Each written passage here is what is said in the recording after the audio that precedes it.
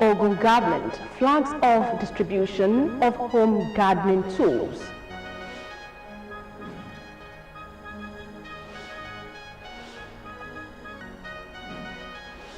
Ogun State government reaffirms zero tolerance for illegal fees in schools.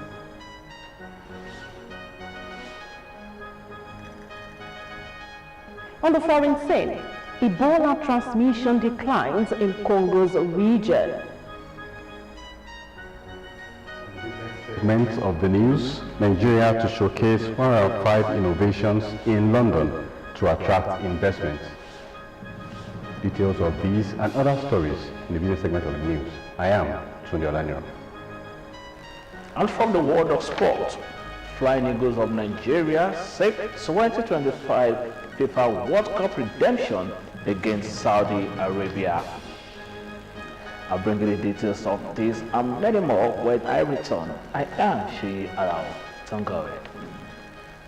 Our greatest glory is not in never failing, but in rising up every time we fail.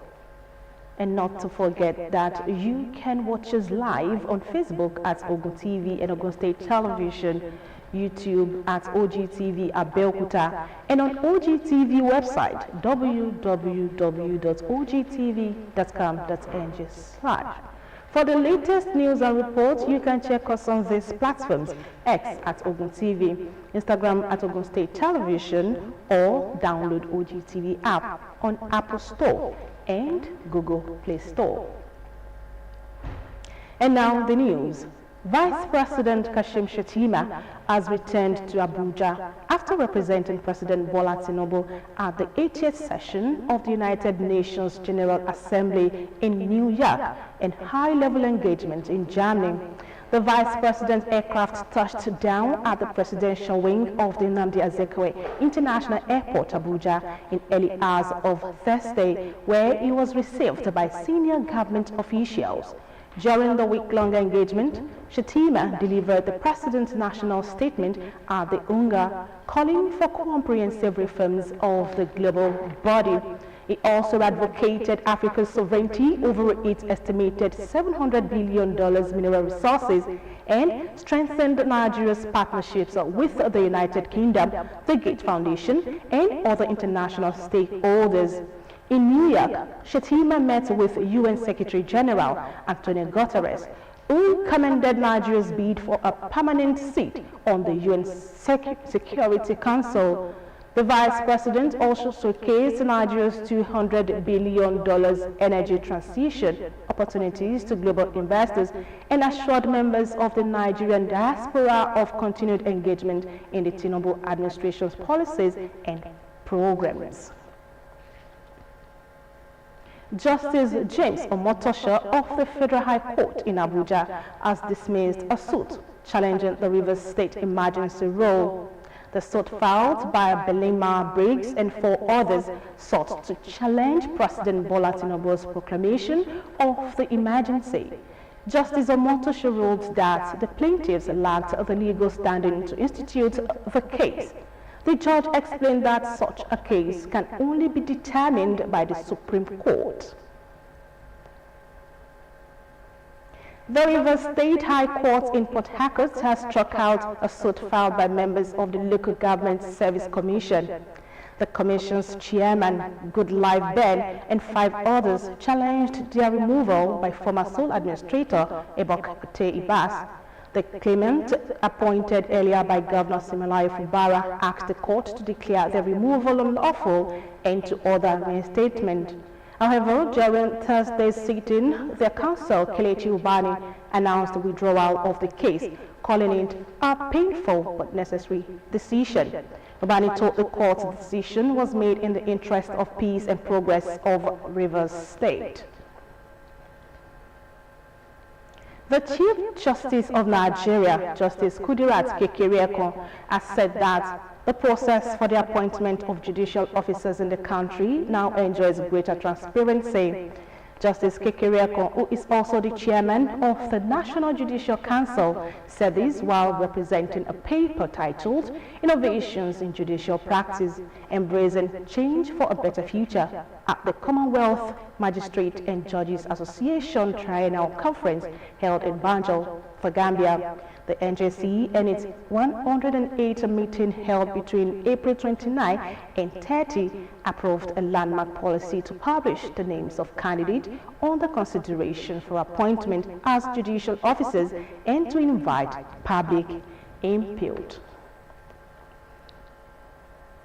Here in Ogun State, the Gateway State International Airport in Ilishan Remo has been described as the best investment bequeathed to the state by the Prince Dakwa Abiodun-led administration. The chairman of the Governor's Elders Advisory Council, Chief Olu Okuboyejo, stated this on Thursday when he led other members of the council on an inspection tour of the airport. Chief Kuboyejo, who expressed delight with the state-of-the-art facilities at the airport, noted that it could be compared to the best anywhere across the globe. The elder statesman, while describing the airport as the best legacy of Dakwa Abiodun's administration, expressed optimism that its objectives would be met. He also suggested that plans should be made to get the approval of the International Civil Aviation Organization to enable the airport to operate international flights, as this will generate income and make it self-financing. The Elders Council chairman lauded Governor Abiodun for following the path of great men who build renowned airports across the world, adding that apart from engendering development, the edifice would stand as a reminder of his good works for generations to come. Also speaking, the Commissioner for Transportation, Engineer Benga Dairo, said the airport was designed to serve as an anchor project for various industrial activities taking place in different parts of the state, particularly the axis that falls under the Remo Economic Cluster. He noted that the airport in years to come will become bigger, busier, and experience more activities as other infrastructures begins to spring up. While assuring that the airport boasts up-to-date facilities, the Commissioner reiterated that the passenger terminal, cargo warehouses, independent power plant, fire station, control tower, among others, are ready on the ground for the airport to begin commercial flight. In a move to boost household food security and improve nutrition through increased food production, the Ogun State Special Agro-Industrial Processing Zones Program has flagged off the distribution of home gardening toolkit and planting materials to women in Udogbolu local government. The flag-off ceremony held at Udogbolu local government secretariat drew stakeholders from across the state. Toyin Ogundekwe's report is presented in this package. Food security remains a major concern globally and in Nigeria. With the rising cost of living and limited access to nutritious food, threatening household well-being, experts say empowering communities with home gardening tools and planting materials not only improves nutrition, but also reduces dependence on external food supply while encouraging self-sufficiency at the family level. To this end, the government of Ogun State decided to distribute home garden toolkit for further ensure food security. Among those present at this occasion were the Ogun State Governor, represented by the Commissioner for Agriculture and Food Security, Bolu Owotomo, Chairman of Udogbolu Local Government, Babatunde Dia, representatives from the 15 wards of the local government, and other dignitaries. In his address, the Governor restated the administration's commitment to supporting community-based agriculture and strengthening the SAPS program across the state. The SAPZ program, as many of you know, is an initiative of the federal government of Nigeria in collaboration with developmental partners like the African Development Bank, the International Fund for Agricultural Development, IFAD, the Islamic Development Bank, ISDB, and the Ogun State government aim to transform Nigeria's agricultural sector into a competitive, inclusive, and sustainable agribusiness ecosystem, thereby improving agro-industrialization in our country. Chairman Udogbolu Local Government, Babatunde Dia, described the initiative as particularly impactful for nursing mothers, who are referred to as a bedrock of every family. What I find most interesting is the fact that they're targeting nursing mothers, those that are pregnant and those that have just given birth. And we all know mothers in the homes are the ones that decide the meals that are going to be put on the tables. State Project Coordinator Kehinde Jokotoye urged beneficiaries to take full ownership of the tools and make judicious use of them. And what we are looking at for this is to make sure that what they can cook for their household is relatively by their houses. I will enjoin them to make sure that they constantly visit these gardens to pick what they will need for their families. Some of the women who benefited appreciated the intervention and pledged to put the tools to effective use. Bolu Owotomo further disclosed that this year's intervention is targeted at 4 local government areas in Ogun State.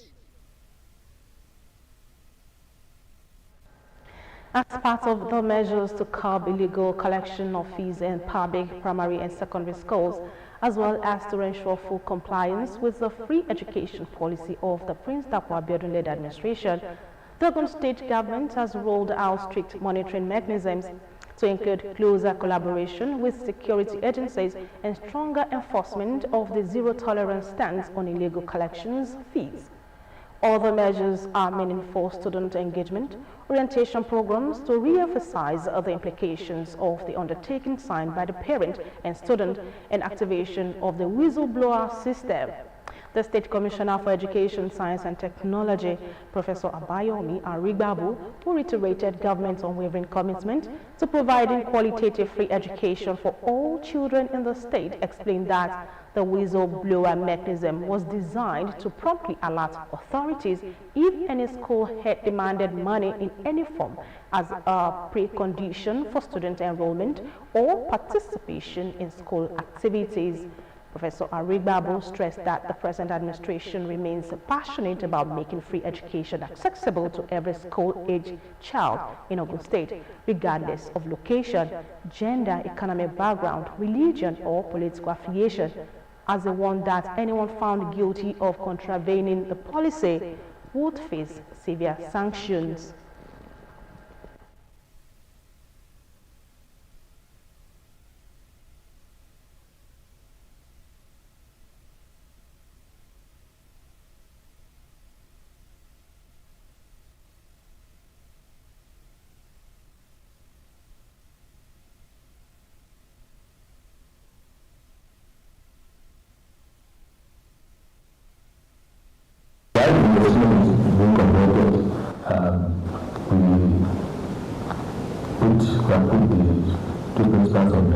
Suspension, and we hope the investigation will reveal the immediate and remote causes of the unfortunate incident. Let me use the opportunity to assure the people of the state that this administration is a team of His Excellency Prince Dapo Abiodun CON remains very firm and unshaken in his commitment to provide free and qualitative education for every school-age child in the state. Irrespective of where they live, their gender, economic status, religious belief, or political affiliation. The Commissioner disclosed that the 2 principals of Ilugun High School Junior and Senior, Elega Belkuta, had been suspended over alleged involvement in illegal fee collections that triggered the unfortunate incident at the school. While appealing to students not to express their grief through the destruction of school property, Professor Arigbabu noted that the government is still grappling with inadequate infrastructure in schools and vandalism only worsens the situation, urged everyone to remain calm as investigations continue, assuring that the administration will be transparent and ensure justice is served. Education has been described as a powerful tool necessary for individual growth and personal development. Therefore, youth should not be discouraged in their quest for qualitative education. Oloja of Oja Odon Oba Oladipo made this submission at the 2nd edition of an education summit organized for secondary school students in the community tagged Made for More. Ayodeji Tomori Oluwome has more. Recognizing the importance of young generation towards national growth and development is the reason for this gathering organized for all secondary schools in Oja Odo. The Oloja of Oja Odo, Oba Oladipo Oluwobeshe, highlighted the importance of the gathering to celebrating the younger generations for economic progress as they bring innovation, energy and fresh perspective, driving reforms and developments. The white man once said, the best year to plant a tree is 20 years ago. And the second best year is today, is now. We are much more concerned about the futures of this great community. Guest speakers at the summit jointly submitted that dedication, determination and discipline are pathways to success, therefore admonishing the students to endeavor to make right choices. Something must change in you. Something must prepare. You must look at yourself and look, this is what I want to be in life. The same way you are brought up to learn when it is convenient and when it's not convenient, that same way they are brought up. Because to be who I am today, I've had cause to attend interviews with the who and who in this country. And if you want to be successful in life, if you want to rise above limitations, of course, you know that yes, you have to take actions that will change your life positively. Invitees at the event, including the member representing Yewa North Constituency 2, Honorable Wahab Egungbon, appreciated the Oja Odo Development Council and Oba Oluwobeshe for such laudable feats. Hardly will see anybody in this country or beyond, in this state or beyond, that do not say if you are from Oja Odo, you are a smuggler. But we thank God that the narrative is changing. Some that are supposed to go for accounting at times, they will go for engineering department courses. So all because there's no guide, there's no who can guide them, who can detect them. This is the most interesting condition that has never happened in this Oja Odo. I believe every student inside there, the word of advice that they have heard, it will be useful to them. The event was spiced up by different cultural displays, poems, and Bolojo dance to celebrate the 65th independence anniversary of Nigeria. There was also financial and material donations towards Oja Odo Education Trust Fund. Ayodeji Tomori Oluwome, Ogtv News. Anyway, from education, wife of Ogun State Governor Mrs. Bamidele Abiodun has praised of the ABC Foundation, founded by Mrs. Florence Ajimobi, for translating breast cancer awareness into life-saving interventions. She gave the commendation in Ibadan at the launch of the foundation's 1,000 free breast cancer screening program to mark the beginning of Pink Month campaign. Our reporter, Margaret Okunola, was there as stakeholders in health, advocacy and governance gathered for the commissioning. At the flag-off ceremony marking the October Breast Cancer Awareness Month, the wife of Ogun State Governor, Mrs. Bamidele Abiodun, who also serves as the treasurer of First Ladies Against Cancer, FLAG, described the initiative as a gold standard in community-based cancer control in Nigeria. What is truly inspiring is that you have continued this remarkable work even after leaving office as First Lady of Oyo State. Your dedication encourages many of us currently serving to do more in caring for the sick and the underserved. That is what we strive to do as well through our Ajoshi Foundation in Ogun State. A guest speaker, Professor Bolaji Ayodipu, a professor of surgery at the University of Ibadan, underscored the global health urgency of breast cancer. He commended the foundation for aligning its efforts with the World Health Organization's Global Breast Cancer Initiative. There is a need to develop a national guideline for breast cancer, breast screening, and absence of pain does not exclude the presence of cancer. In her remarks, The host and president of the ABC Foundation, Mrs. Florence Ajimobi, said the initiative was inspired by a deep commitment to reducing Nigeria's high breast cancer mortality rate. Only 13% of Nigerian women survive 5 years after diagnosis, compared to over 80% in high-income countries. These figures are unacceptable. The high mortality rate is linked to low awareness, limited access to care, and inadequate screening. Early detection offers a chance of longevity, protecting children from losing mothers, preserving families, and guiding our workforce. For us at ABC this is far more than corporate social responsibility. It is a life-saving intervention, a moral duty, and a sacred trust. With early detection as its watchword, she stressed that the ABC Foundation remains determined to keep hope alive, one woman at a time, until breast cancer is no longer a death sentence in Nigeria. Margaret Okunola, Ogtv News.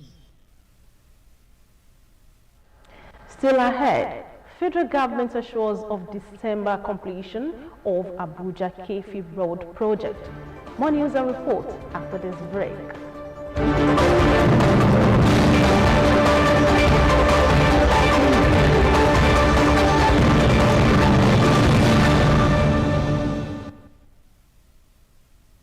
Glad to have you back.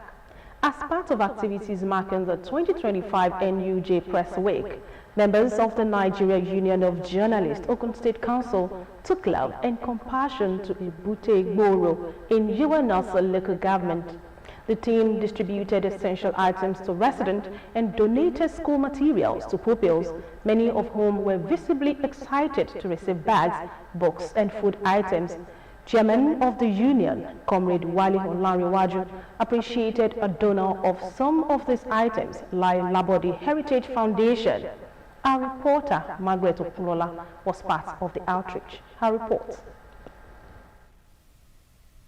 We are right here in Ebute Igboro, in Yewa North local government area of Ogun State, where members of the Nigerian Union of Journalists, Ogun State Council, visited to distribute essential items to villagers. The outreach is part of activities lined up to commemorate the 2025 Press Week.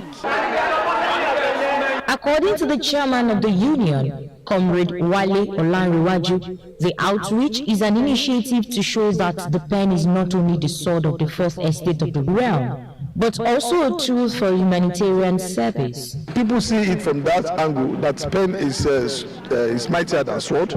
It is not because we use it to fight or to kill people. It is not that we use it to destroy people. It's because we use it to tell the truth, to tell the story behind the story, to tell the news behind the news. Earlier, the team visited 2 schools in Ebute Igboro, St. John's Anglican Primary School and Yewa North Local Government Primary School, where they donated school bags, writing materials, food items, and financial support to outstanding pupils, as well as indigent ones. In fact, I'm very happy and delighted because the item given by the NUJ to the learners will go a long way, most especially for the indigent students who don't have means of buying bags and sandals. If they have that money or see people that help them to give it to them and they don't have the mind of giving out, it's only I appreciate them that they have the mind of giving out. Some people will have been having this opportunity and they will not even give it out to anybody. Let me specially thank the NUJ Ogun State for considering Ebute Igboro as a beneficiary of this largesse of the NUJ Week. Yes, I attended Egbado North Local Government Primary School Ebute Igboro, where we are presently, and I can boldly say that whatever I'm able to achieve in life today is as a result of the foundation laid by the school. The delegation later proceeded to the palace of the Elebute of Ebute Igboro, Oba Musa Adetunji Dosunu, to pay homage to the monarch, who blessed and commended the union for its kind gesture. Sponsored by Laila Body Heritage Foundation, the Nigerian Customs Service, IBD Inconclusive Limited, among others. The outreach featured the distribution of food items, clothing materials, and educational support, as villagers expressed gratitude for the hand of love extended to them by the Union. Margaret Okunlola, Ogtv News. Meanwhile, in celebration of its Press Week and Nigeria's Independence Day, the Nigeria Union of Journalists, also Ogun State Council, rolled out a series of engaging events to bring together media professionals, stakeholders, and the community. The day began with an early morning fitness walk, promoting wellness and camaraderie among journalists.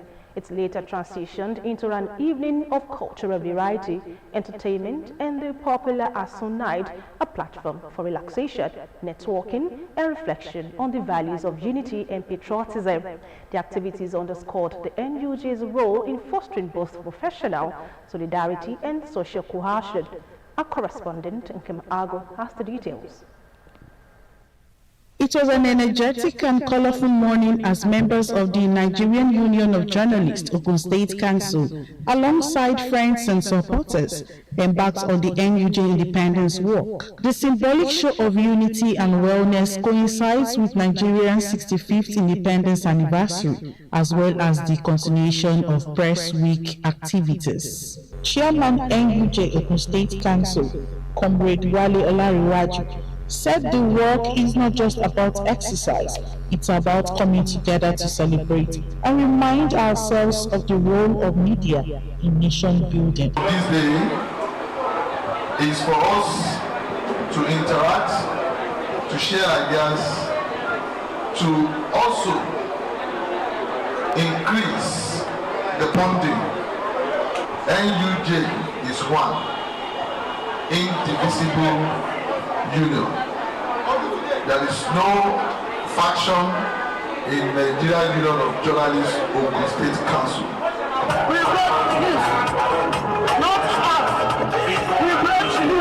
The walk spanned key parts of Abeokuta, drawing attention and cheers from onlookers. It also extended to the June 12 Cultural Center in Kuto, where the 65th Independence Anniversary event was ongoing, giving journalists an opportunity to join the governor and other dignitaries in celebration. The fitness walk later ended at the NUJ Press Center, where refreshments and patriotic songs kept spirits high.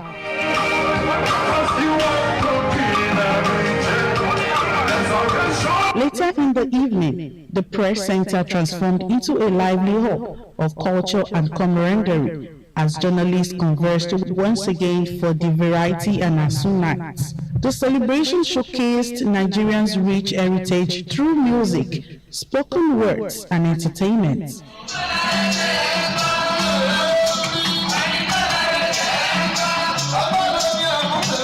It was indeed a time to relax, appreciate our culture, and enjoy being together outside the newsroom. The night ended with generous serving of local delicacies and drinks, creating a relaxed space for networking, bonding, and celebrating unity among journalists.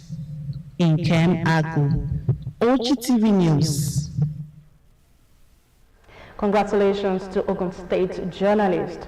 In commemoration of Nigeria's 65th independence anniversary, the Muslim Congress Ogun State chapter has finalized plans to offer free medical services to people of Ogun State on Saturday, 4th October 2025 at the Arcade Palace Arcade in Abeokuta.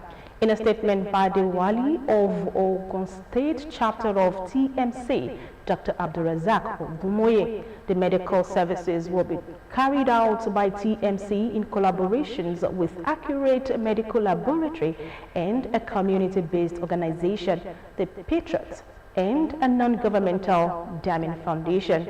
Dr. Ogumoye asked prospective beneficiaries of the free health care services to report at the venue by 8 in the morning to get access to free medical checkups, consultation, medications, and many more. Similarly, the Muslim Congress added that it will also use the occasion of Nigeria's independence anniversary to host its 18th annual lecture with the theme, The Nigerian State and Lessons from Contemporary History. to be chaired by the former High Commissioner to the United Kingdom, former Minister of Steels and Mines, Ambassador Sharafa Tunji Shola, Baba Adeni of Yoruba Land, Edo and Delta. The statement further stated that the founder and director of Muslim Rights Concern, Professor Ishaq Akintola, will deliver the first lecture titled The New World Order, Local Political Dynamics, Global Diplomacy and the Pathways to Genuine National Sovereignty. It added that the second lecture will be delivered by Sheikh Abdulaziz Arire Mako, the director of Al-Qadir Schools, Ibadan, and chief imam of Ologweru TMC Mosque, who focus on Sharia in a pluralistic society, prospects, challenges, and strategies for effective implementation. The keynote speaker, according to the statement, will be Senator Adegbenga Shefiu Kaka, former Deputy Governor of Ogun State, with Honorable Lukman Alajide Tobatele, Deputy Minority Leader of Ogun State House of Assembly, representing Abeokuta South 2 State Constituency, and Prince Adebayo Samsudin Akpelogun, all-rounder Ashiwaju Adin of Ogun State, as a distinguished special guest of honor.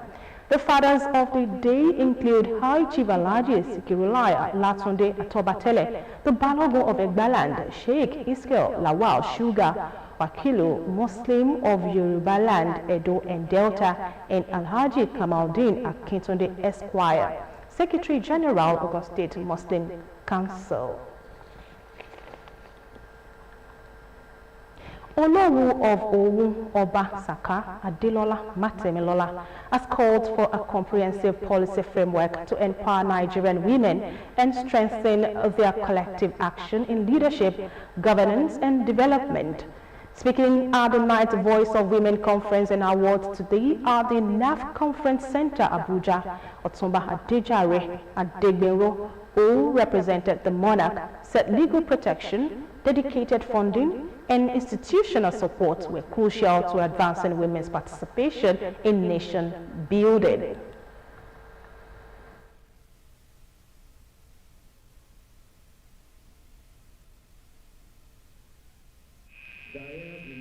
Dismantle legal frameworks that do not protect the right to organize, budget process that excludes grassroots women groups, cultural norms that undervalue women leadership.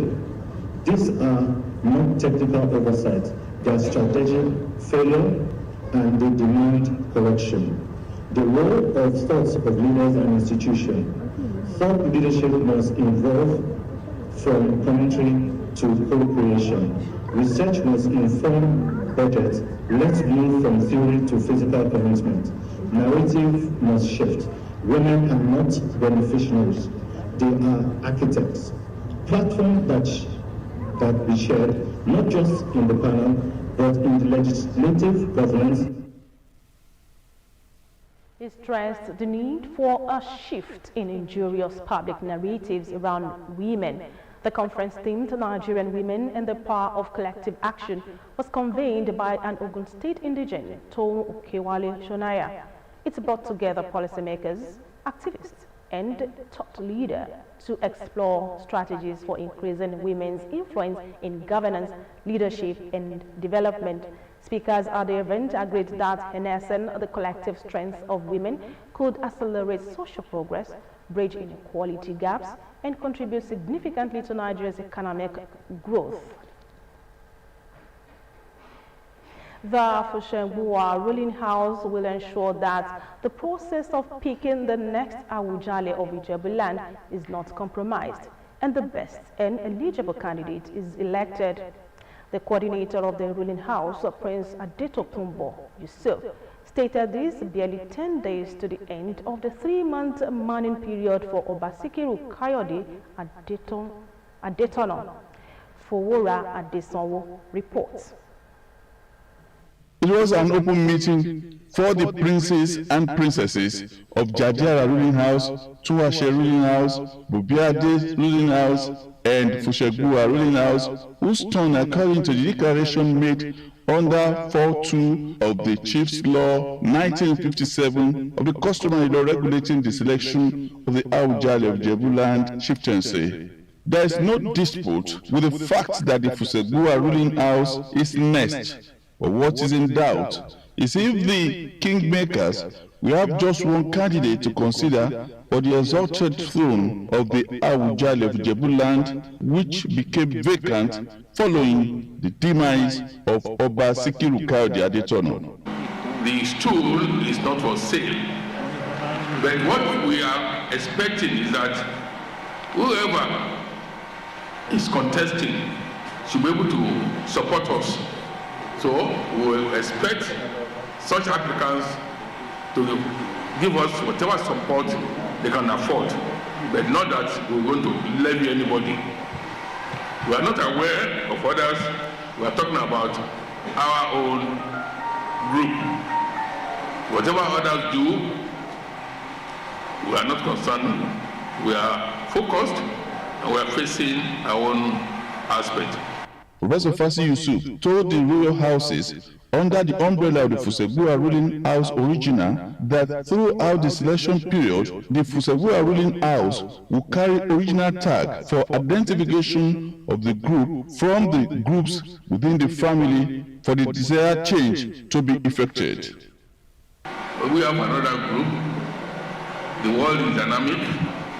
Change is always imminent. The dynamics have changed. They may also change tomorrow. For now, this is the situation we have found ourselves. He also said all the bona fide princes and princesses should register their name to upgrade the existing database of the Fusegua ruling house and declare that no fee is being charged for forms for those interests in the vacant stool of the Awujale, while declaring that he and the leadership of the Fusegua ruling house original have no interest in the expression of interest form. Our own assignment stops at the point that we transmit the name of candidates to the kingmakers. The form, he said, could be obtained from the secretary of the ruling house at email of the ruling house fusegua@gmail.com or 0805-767-7215 or 0707-983-4852. There was a minute silence in honor of the departed monarchs, including Oba Sikiru Kayode Adetono. Adefowora Adesanwo, Ogtv News. The federal government has reaffirmed its commitment to completing the ongoing Abuja-Kefi Road rehabilitation project within the stipulated deadline of December 2026. Speaking during an inspection visit to the Maraba Nyaya section site on Thursday, the Minister of State for Works, Bello Gonroyo, said the project, which commenced in December 2023, spans 43.6 kilometers from the Kefi-bound section, with 41 kilometers completed up to Binda, representing 50% progress. The project being executed by China Harbour Engineering Company Limited under the Road Infrastructure Development and Refurbishment Investment Tax Credit Scheme and funded by Nigerian National Petroleum Company Limited, was awarded on April 19, 2023, commenced on December 20, 2023, and was initially scheduled for completion in May 2026. Noting that the Abuja-Kefi dual carriageway is one of the busiest roads into the Federal Capital Territory, serving thousands of commuters daily. Gonroyo explained that the major challenge lies on the Abuja-bound section, particularly a 3-kilometer stretch prone to flooding. Chairman of the Independent National Electoral Commission, INEC, Professor Mahmoud Yakubu, on Thursday warned that uncertainty over the legal framework for the 2027 general election could unsettle the Commission's preparations.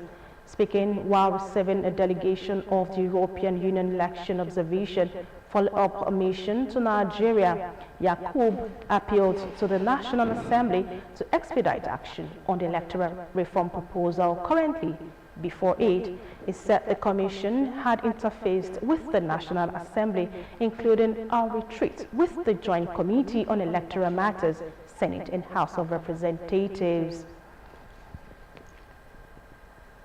The Chief of Defense Staff, General Christopher Musa, has tasked Nigeria's security forces with identifying and eliminating criminal elements destabilizing the country and the wider Shell region. Speaking at the guest of honor at a closing ceremony of exercise, Askibiyo, a joint security training organized by the Armed Forces Command and Staff College, Jaji Musa said peace in Nigeria and Sahel can only be achieved by decisive removing such threat. The CDS cautioned that the crisis in the Sahel is escalating, stressing that the enemies confronting Nigeria disregard national borders, making unilateral responses ineffective. Musa cited the multinational joint task force in Chad as an example of how neighboring nations can operate collectively as brothers to root out insurgents exploiting porous frontiers. He linked military action to community engagement, insisting security forces can succeed without the cooperation of citizens who must deny criminals safe havens. Sunday Olaniro is our guide on business news. To stay with us.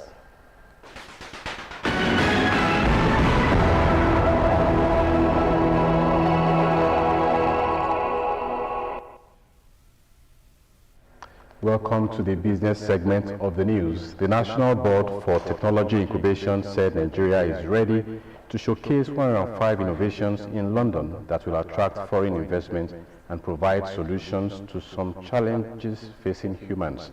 The Director General of MBTI, Dr. Kazim Raji, made this known during a World Press Conference on the grand finale of Next Gen Innovation Challenge 2025 in Abuja. On Thursday, October 9, in the city of London, 105 of Nigeria's most outstanding innovators, selected from over 3,000 groundbreaking entries, will converge at Hilton London Paddington. They will pitch revolutionary solutions across health tech, agri-tech, fintech, clean energy, artificial intelligence, and more before an estimated gathering of global investors, policymakers, and development partners. The ambitious Nigeria-Morocco gas pipeline project, estimated to cost $25 billion, is advancing rapidly with the creation of a dedicated project company and the expansion of its international financing backing. The pipeline, set to stretch nearly 6,000 kilometers across West Africa, is designed to enhance regional energy access and provide a secured link for Nigerian gas to reach Europe. According to a statement, the Director General of Morocco's National Office of Hydrocarbons and Mines, Amina Ben Kadra, confirmed that the formation of the project company is underway, a crucial step for structuring the massive financing and overseeing implementation. The federal government has said recent divestments by international oil companies have added about 200,000 barrels per day to Nigeria's crude production, boosting efforts to stabilize the sector.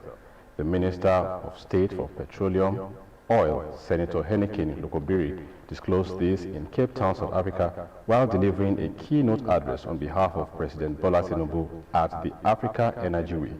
There are not just transfer of assets, they are transfer of confidence, capacity, and ownership, the minister said, noting that divestment had already unlocked over $5.5 billion in fresh investment within months.